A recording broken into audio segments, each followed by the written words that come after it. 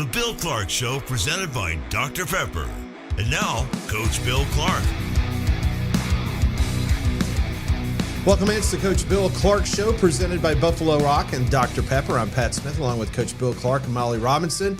Coach, I understand you've been on the road and you've been watching some real tackle football. Yeah, it was. I was so excited to get to go, especially to go watch people that I know. Ended up, I've got probably a dozen former players and coaches at Monroe with Coach Vincent. The spirit that's going on at that place reminds me so much of how we were kind of that 17, 18 year of guys that, we hear all these NIL stories, and we know there's great stories out there, but to see guys, they are getting something.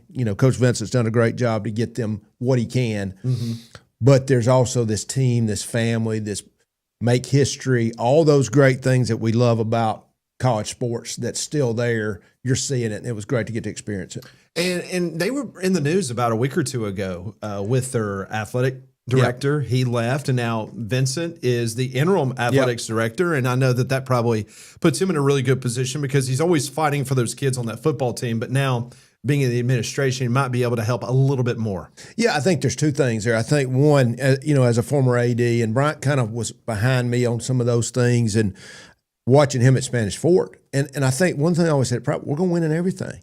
We want all of the boats to rise, but it starts with football.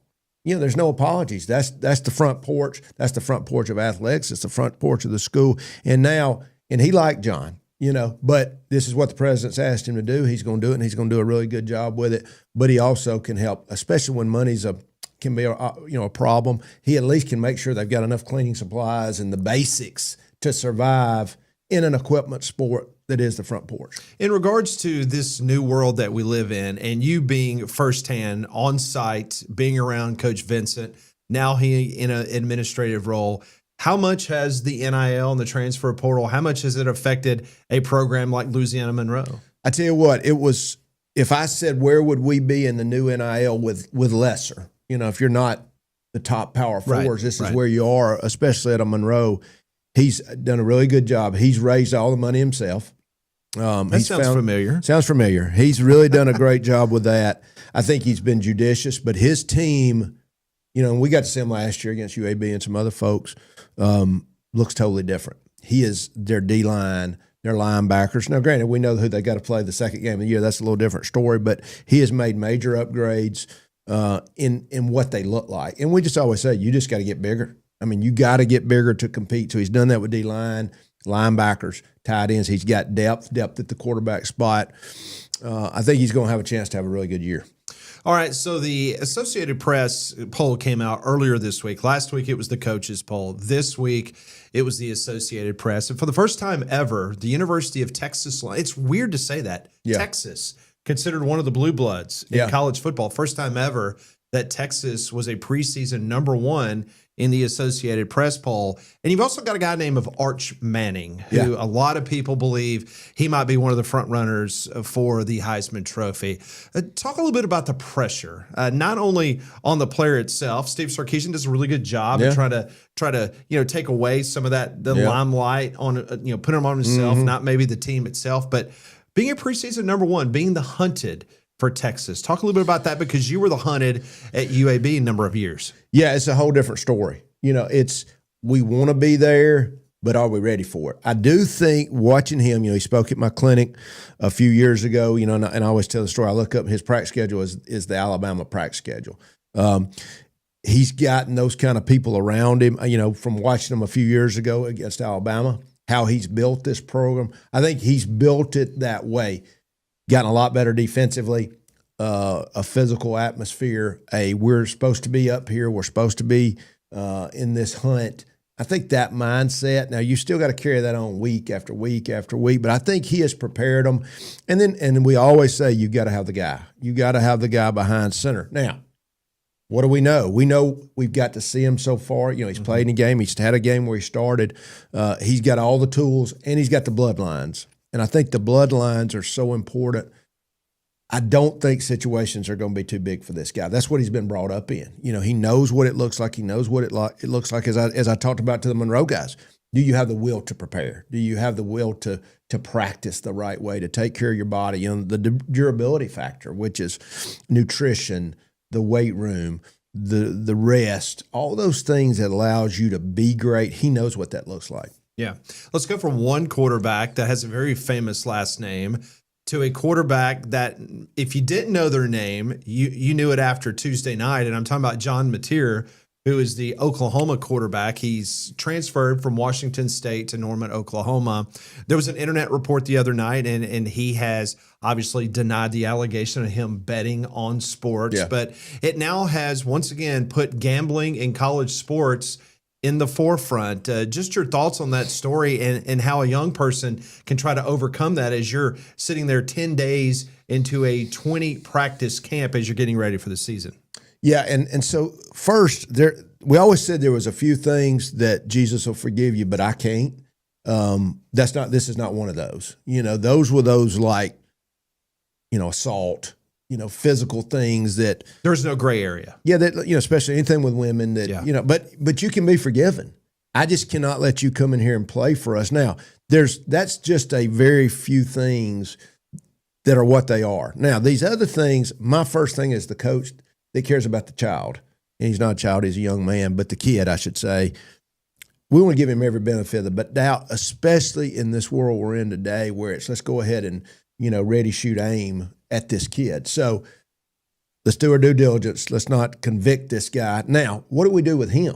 Mm-hmm. You know, that's where this great support group of we got you back. Now, I need to know the truth. You know, that's what the coach is at. That's what's Coach Venable. Hopefully he's gotten to the truth where he can defend this guy the way he needs to be defended, and hopefully they can rally around him. But because you've got the weight of the world on you and you're already the quarterback at Oklahoma, that's a lot of pressure in your little world along with nationally, but now it's really compounded.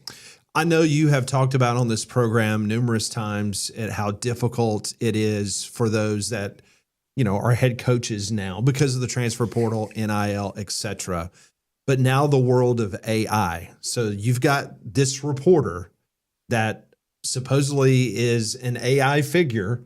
Someone created this using a picture of a 2017 hockey player at Northeastern College, I think out of Boston.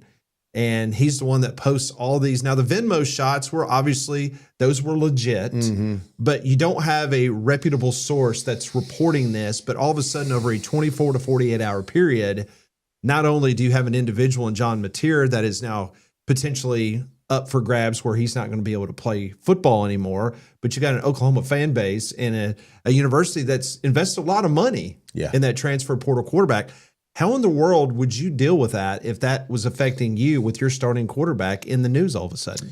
Yeah, I think you got to be as ready as you can for these. I mean, that's one of those things. How do you get ready for that? But what if he was in a wreck, got in? I mean, you know, so there's a progression or a system to be the next man up, obviously. It's just, all right, is this a legitimate thing? And if it's not, then my job as the coach is to defend him at all costs, even if it may on the front go, okay, he's just defending this guy because, you know, he wants to win games. Sure. You know, so that's when you start. This is my player. My job's to defend him. We've also got a big investment in this guy too. And then let's play this thing out with him being properly protected and looked after, you know. And then, of course, the rules are the rules. You know, if you did break the rule, then we got to really look at it. But I'm still here to protect you. And then we've always got to be ready for next man up if that's what happens. Yeah, and it appears that Brent Venables and the university are behind him. While we're doing this show right now, it appears that Oklahoma's behind him 100%. His head coach is behind him 100%. He has denied everything. And there's no indication that the NCAA is looking into anything at Oklahoma. No, you just know this world you're in, something is going to happen. You know, and that's what I would always explain as I spoke to a group of players and coaches the other night. It was, we always say you're one play away from whatever, one play away from a touchdown, one play from giving up a touchdown, one play from something happened. You're one bad decision that you've worked your whole life for to mess something up. So I think that's the job of these coaches, is to be there to protect, to be ready for the one thing you didn't expect. That's probably what's going to happen when you're already as early as you can get there and as late as you can stay every single day. And that's what I always talk to our guys about. We got to be ready for that. We got to be there to protect our guys, but we've also, we got to be prepared as much as we can. You sound like you have perhaps maybe gotten a call or two overnight. Yeah, maybe so. That was the one you always worried about. Is it a family member? And then immediately it's a player and it's never good. What is the if they're late waking night? Coach up in the middle of the night, it's not good. That's right. As I used to tell the players, you got all the phone numbers. Mine is at the top. I don't know that I would start with that one. Maybe your position coach. Maybe. Yeah, but if it's that bad and you need me, you always got the number. You've got this whole group of people that are here to help you. You just be smart. And hopefully they're so tired they're going home and doing all other stuff. Now we've got this whole social media and internet and people trying to get to them every second. Yeah, it's worrisome. It really is. And you just mentioned it. It's about being smart, and it's about being a smart banker and going somewhere like Smart Bank.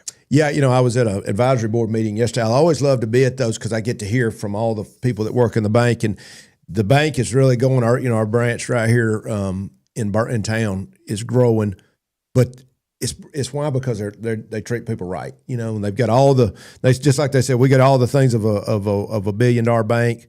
I think we're $100 million, whatever it is. We're still a good, it's a big bank, but they got the right people. One of the more captivating stories in the offseason, Coach, was Bill Belichick taking the University of North Carolina job. I'm not going to talk about the off-the-field news that he was making with his significant other, but just your thoughts on the old ball coach getting back in the business.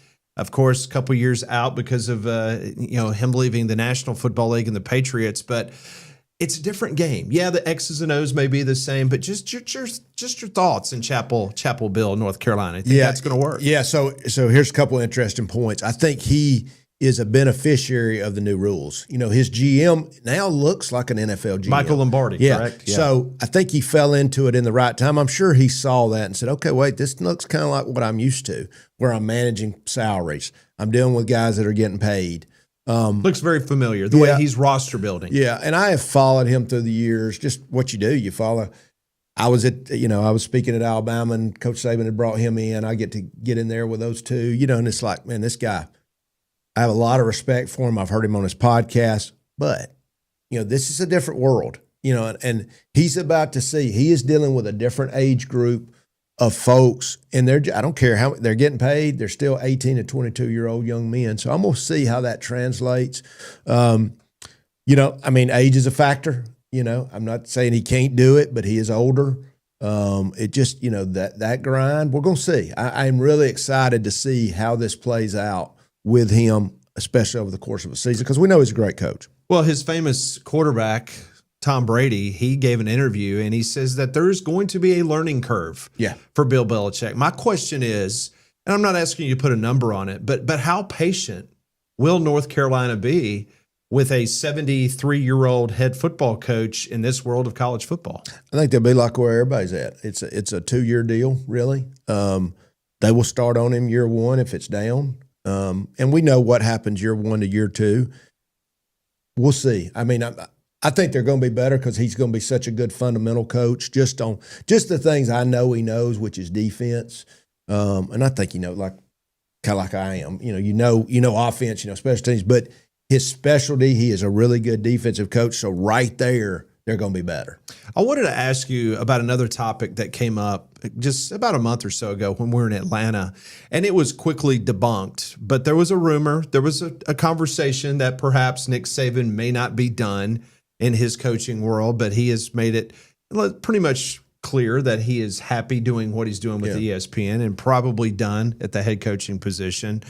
But in regards to that itch, you're an individual that you stepped away from the game because you had health problems. You had neck and back issues. You had to have some surgeries, and it took you a few years to get over that. But that itch, I know as a coach, you probably it's always there to be scratched. Yeah. But someone like Bill Belichick, did it shock you that he was able to jump out of the NFL and go back to college, or you think that this is maybe a kind of a Band-Aid before because he wants to get back into the pro game? That's a good question. I think for him, he was so much wanting to coach. Some people's whole existence is coaching. I was never that guy. It was coaching, kids, my, family part, Right. and had other things. But now I worked at it like that's what it was, but I think the when your whole identity is wrapped up into coaching, which I see him being that guy, he's going to go as long as he can. Yeah. So this was that opportunity. I think it'll be, I see him staying there as long as it works. If he wins. Wins enough. And so, I mean, I was, as a old Falcons fan, I was excited to see, that I thought he was going to be the head coach of the Falcons, even though I really couldn't follow as a coach. Not a lot of people, Molly, admit that they're Falcons fans, but Coach Bill Clark just did. I did grow up a Falcons fan. How about My that? son's a big Saints fan. Steve Bartkowski. Oh, yeah. All the way back. William Andrews, Back in the day. Back in the day. White Shoes Johnson. Oh, yeah. Billy White Shoes Johnson, the Hail Marys. Yeah. All those things. And, that's kind of been the back. I had Roman Harper playing for the Saints, so I always had to kind of keep that quiet when Roman was there because I would always pull for him. Right. And, of course, Jake. Do you still pull for the Falcons? I do. Do you really? Yeah, I mean, it's a constant disappointment. You kind of like Molly in Nebraska. Yeah. Well, Yeah. Molly's really expecting big things this year, I know. Kind of like I always do with the Falcons. Well, and speaking of the itch, and you're always very honest on this program, is the itch real for Bill Clark? I think getting to go this Thursday. No, maybe cough. He coughed. Excuse me, I need a cough button. Yeah. That's a strategic, I don't want to talk about this cough. It's funny because to get back around the guys. Did you have a whistle in your mouth at practice? I did not. Monroe? No. I had all You that. didn't pull a Phil Fulmer? You didn't go out there and start trying to coach? No. Okay. It was so funny. I'd see the coaches and they were like, Coach, do you want me to give you a synopsis? That was always my thing. I always want it written out. Yeah. What's your thoughts? Not just they graded 76%, whatever. But the kids, the coaches, the camaraderie. That's what you miss. Yeah. The trying to way to do more. Then I said, wait a second. I got here at 5:30 and we left at 10:30. That's not as fun. That's not fun. I don't care. You don't miss those days. And you're here. You're not leaving. And so that's the part. It's really too much. I mean, that period of time is too much. And then you're like, okay, this goes till January. That's a little bit long. So, but there's things I miss, obviously. I know you have a job at Coach Safely, and you've spent a lot of time with your family. If the right situation ever would present itself, is this something that you would consider? Yeah, I considered it this summer. There was about 5 or 6 people that called, and I really thought about it. I don't think there was any that weren't. There were good people in good situations, and I said I'd listen. They all had a financial component struggle to a degree, which is probably, most anybody that's not a Power 4. And I really wasn't pushing it. This would probably be the last year that I probably would consider it at all. So I won't say never. I will listen, but I would say I lean the other way. It would have to be somebody convincing me to do it. Okay. So honest answer from Bill Clark here on the Bill Clark Show. One thing, very special group, Canine Protection Group. If you go to a stadium, you go to a big event, you're going to see the dogs and you're going to see Canine Protection Group. Yeah, they're at NFL games, they're at major league games, they're at airports, and veteran-owned right here in the state of Alabama. Really appreciate what those guys do. It's really a neat thing and protecting us, so very cool. Coach, most teams this fall, there's maybe 10, 11 practices done with. One scrimmage in the books, scrimmage number 2 coming up this weekend for a host of schools. Alabama names its starting quarterback earlier this week. So take us back to when you were coaching at UAB in regards to that first scrimmage. What kind of information do you take out of that first scrimmage and apply it moving forward as you start really getting that depth chart where you need it to be? Yeah, and it was fun. I got to live that with Monroe this Saturday. So I got to be there, stayed through. For the scrimmage, and then got to be there Sunday when they watched film. And then they had a voluntary church service where, I think most of them went, which I was very cool. That's how we had made it voluntary. But anyway, I got to be see that. I left after that before they were going. But to be there for those meetings in the morning, that's such a huge scrimmage. And you're really going, it's good on good. I would create some situations in there. They went scrimmage the whole time, did have some red zone in there. But, wow, that scrimmage is still so big. Plus, you got so many new guys. You got new guys in the portal. You got freshmen in there. So you're trying, where can we stick this guy in here and see who he really is? He may not know everything yet. Now, the difference of what's going on now is these OTAs we've been talking about, which is back in the summer. Yeah. This is, you can't even fathom the difference of that because, yeah, the guys would get out there, the quarterbacks would run it, they would do skill work. These are coaches out there coaching them. So whatever they're calling inside zone, whatever they're calling this defense, they've been out there, they've gone through it. So they're so much further ahead than we were as a group in college football schematically, which is so it's different. But still, going into this first scrimmage, I was really amazed how far ahead they were, how much they could get done. But you're like, this guy's not the one I thought he was. Oh, here comes this guy. He's got a chance. You know, can he play now? This guy last year that was a red shirt, you know, all those things that you would think that's what happens in the first scrimmage. And then there's changes that are made this week, and then you got to take your steps because this next scrimmage is it.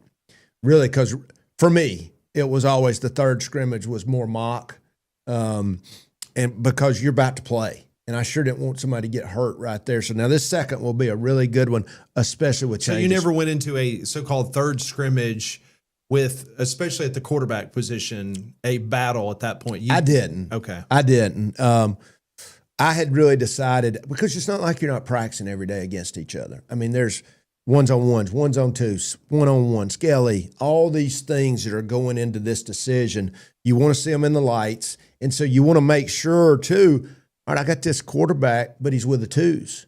Who's he throwing the ball to? Or how does that O-line compare to the first O-line? That's why you got to intermix them. I remember a Pete Carroll thing from years ago that I always thought about when I first got to college. How do you get those young blue chippers in with the ones? How do I know how good he is if he's sitting with the threes? Mm-hmm. So you got to build that into your practice where I'm getting him just a little bit of work where it goes, oh, wow, look at this running back with the ones, like a Spencer Brown, even though we were just bringing the program back, and you're like, this guy is not a freshman. Yeah. You know, I mean, anyway, I won't talk about Monroe too much, but I think just seeing all that, what do you do this week to get ready for that next scrimmage? In regards to number of plays in a scrimmage, do you remember kind of your happy spot at UAB in regards to, was there a specific play number that you would try to get in regards to that? Yeah, I think you're sitting probably first scrimmage, I would think probably in the 50s.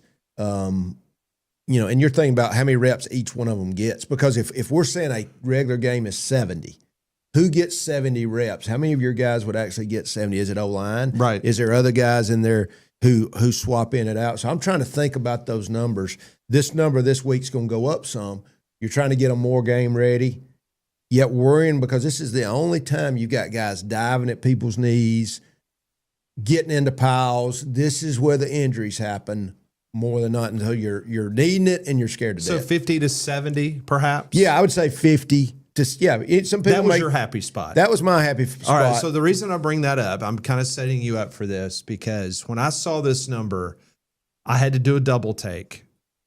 Last weekend, Sam Pittman in Arkansas had a 140-play scrimmage.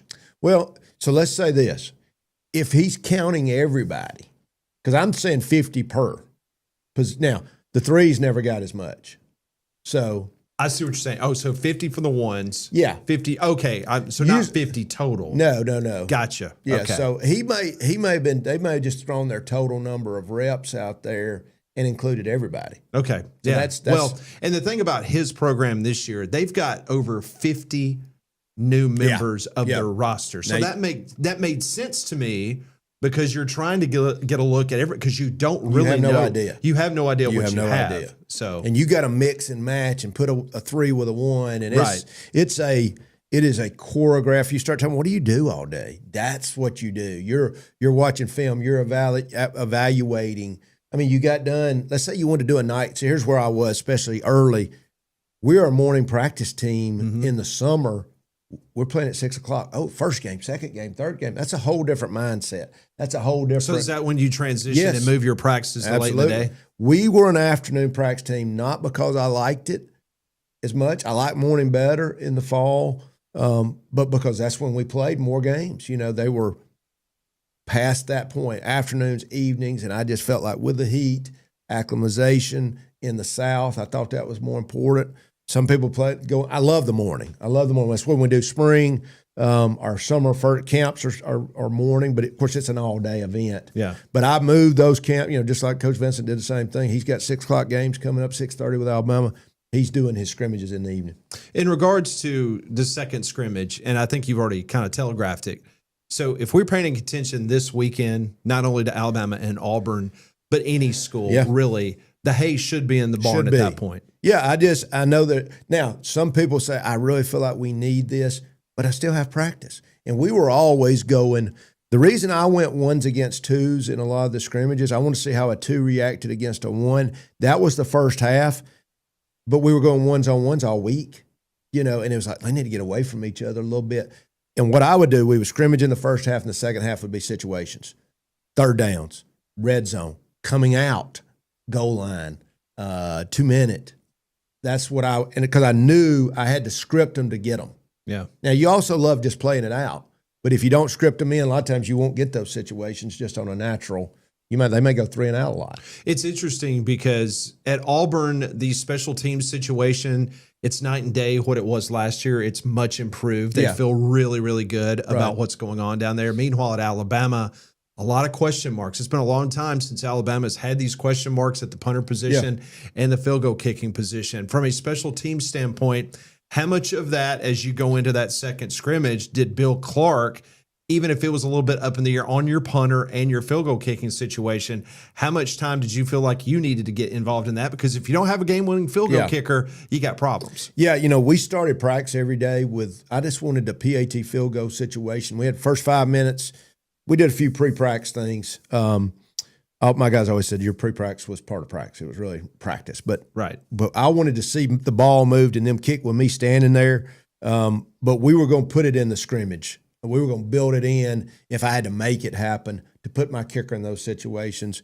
Punt, return, block, we're always in there. So, it's hard when you got guys because you got an intermixing of offense, defense, which is why the third scrimmage for me was give me everybody that's playing over here. Give me the guys that aren't over here where we had all the sideline because there's so many things. Get to the mat on 3rd downs. Calling for situations. So that was all scripted out where we could play it out like a game. All right. Donahue Chevrolet, fine sponsor of this program. And I know we've gotten a lot of rain this week, but I'm still impressed that your Tahoe looks pretty good. It's extra clean with the rain, extra clean. But, our friends at Donahue, such a great job. They got all the Chevrolets. I know they're doing well. I get somebody ask me about my Tahoe all the time. It's a great vehicle. Chris Donahue and our friends at Donahue really do a terrific job. In a couple of weeks, Coach, we have got a very special event, and I'm honored that I'm going to have a very small role in it. But it's coming up at Vestavia Hills Country Club. Coach Safely, who you're executive director of, you got just an incredible fundraising event coming up at Vestavia Hills. Yeah. Coach, Senator, future Governor Tommy Tuberville is going to be there. Paul Feinbaum, obviously a great friend of yours, friend of mine, will be there. You'll be there. Molly will be there. So we're going to have a good time. We got starting at 5 o'clock. We'll have media 5:30 to about 6:15. We'll have a chance to talk to Coach Tuberville and mingle. And then at 6:30, the program will kick off with a good dinner and Q&A. Me and you going to have some Q&A talking about Coach Safely. We're going to also have Q&A between Paul and Coach Tubbs, and then we're also going to honor Drew Ferguson, who was our president, who helped start the Alabama's Trainers Association. So just going to be a great night. Also, we've got some really cool things happening with Coach Safely with new website and new content as we move forward with the new Coach Safely law. I know we've put it up on the screen, but those that are listening on the radio right now, in regards to the best way for people if they want to get tickets to this event, because I've been to it the last few years, and if you're a football fan, it is a must-see because you want to talk about kicking off the season right. It's this event. Yeah, and that's what we're going to talk about. You got Paul who talks about it every day. I'm going to talk about it some, but I'm going to talk a lot about Coach Safely and also kind of with the future of the game with the NIL. What can we do to protect our game, along with a lot of other cool things. So should be posted up for you to see our, how to get tickets. They're still available. We still got tables to sell, seats to sell. So we've done well, but we can always add more. Absolutely. So the Coach Safely event coming up in just a couple of weeks. For everyone associated with Bill Clark Show, including Buffalo Rock and Dr. Pepper, we appreciate everybody being a part of this program each and every week. From Molly, for Coach, I'm Pat. Have a great week, everyone.